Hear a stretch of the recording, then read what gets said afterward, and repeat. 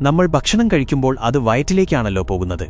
എന്നാൽ സ്വന്തം തലച്ചോറിലൂടെ ഭക്ഷണം കടന്നുപോകുന്ന ഒരു വിചിത്ര ജീവിയെക്കുറിച്ച് നിങ്ങൾക്കറിയാമോ? ആ ജീവി ഏതാണെന്നറിയുന്നതിനു മുൻപ് ഇതുപോലെയുള്ള വീഡിയോ ഇഷ്ടമാണെങ്കിൽ വീഡിയോ ലൈക്ക് ചെയ്ത് ചാനൽ സബ്സ്ക്രൈബ് ചെയ്യുക.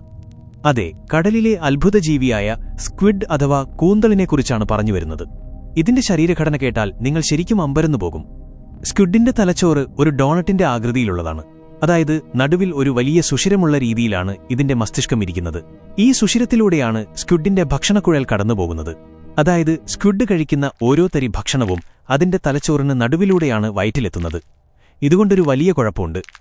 സ്ക്വിഡ് അതിന്റെ തലച്ചോറിനേക്കാൾ വലിപ്പമുള്ള ഒരു ഇരയെ വിഴുങ്ങാൻ ശ്രമിച്ചാൽ ആ ഭക്ഷണം തലച്ചോറിൽ തട്ടി മരണം വരെ സംഭവിക്കാൻ സാധ്യതയുണ്ട്.